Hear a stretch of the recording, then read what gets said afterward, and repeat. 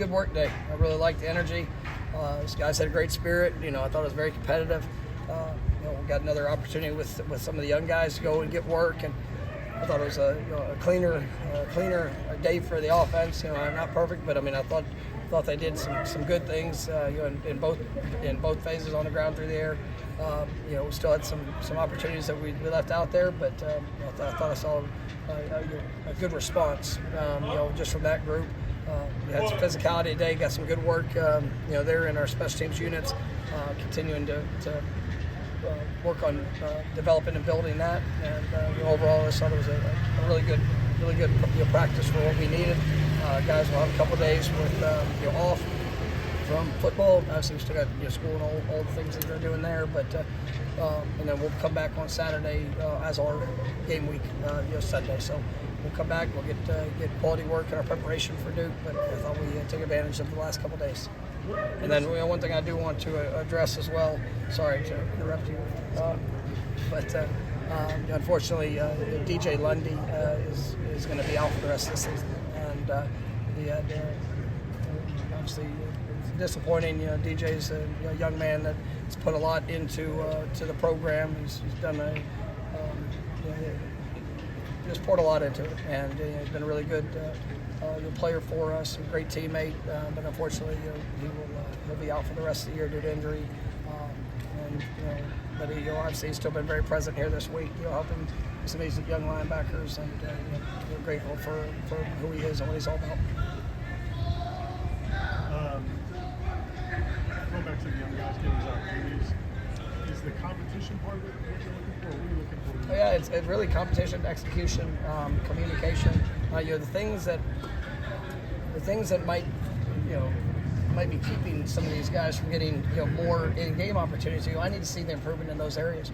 I'm not just going to throw somebody on the field because you like them or you try to keep them happy or any of those things. You got to go earn it. You got to, and then we got to know that it's putting us in the best position to be able to have success. And I think when the door opens, are you going to be able to go out there and execute? Are you going to be able to go out there and be consistent? Because everything we do, whether it's offense or defense, if you have one guy operating different, it can cost everybody. And so you're just building that consistency is what I'm looking for. And yes, the competition, the response. When something goes good for them, how do they carry that to the next play? And then if something goes bad, how do they respond to it in the moment? So I think it's a really good test for them. It's good work. Is there some managing of the young guys who haven't yet broken through to play, in the sense of they see other guys, their peers, breaking through and playing, and they haven't? Keeping frustrations under wraps while they work towards trying to. I hope anybody that's not playing gets frustrated. Because if you don't, that's how important is it to you? But at the end of the day, frustrations. Where does that go? Where are you putting that? Where is that being applied? And I'm glad that you said to say managing. You get an opportunity, go and prove that you're ready for more, and it's I think that you look at a lot of positions. We've got very talented young players, and so I'm excited about the group. I'm excited about what the potential is. I'm excited about where they can be, but they got to also go and just continue to trust the work, trust the process, and I'm fired up about where it's heading. You mentioned the ground game kind of going a little bit more today. What was the key to the ground game success? We're just obviously looking at a couple different things throughout this week, and just continuing to try to establish a consistency. Some things that we're looking at, even just as a total big picture, where it's got to be able to generate an element of being able to run the football, and that's been something that I've touched on. It's absolutely not been anywhere near to the standard of what we want. It's been pretty bad, and so we just have to go get better at it. And like I said, it ties to every position, because every position's involved in it. So just trying to have that cohesive approach to improvement. As you and the staff hit the road the next couple of days, what's your message to recruits? Same messaging. We're looking for the guys that are the right fit for us, and want to have an opportunity to come and be a difference maker. And I know it's quick. Anytime you lose a game, the first question, what does this do to your status? Like that. Ultimately, if somebody's just coming here for the record, right? and that's probably not the best fit for them. If it's about the opportunity, what we do, how we do it. Obviously the continued the mentality of the guys that we want to be with the relationships and the development of the young men that we have. And I want guys that want to come in and be part of the solution. I've talked about that before, and that doesn't change. Like it wasn't any different, a year ago when you win 13 games in the regular season. Who's going to come make it better? And ultimately, if you have a disappointing start to the season, if things don't go exactly how you pictured it going, we'll come be a part of the answer. And we've got a lot of guys that we're recruiting, a lot of guys that have a desire and an urge to come be that, because we've seen what that looks like before. Jared Verse, came here when we were 5-17, and there were a lot of teams with better records that were recruiting him. He said, I know what I can bring, and it's worked out pretty good. Jermaine Johnson, we didn't, like I said, we won a lot of games with him. Some of these guys that have grown within this program, it wasn't. There was a lot of believing in what they could be and what they could do, and the growth in that process. So. I'm excited for the guys that want to come be a part of the solution and our improvement and where we're going. I know you can't really control it. Does it feel like this team has been hit hard by injuries compared to maybe? It's been the worst we've had. Since I've been here.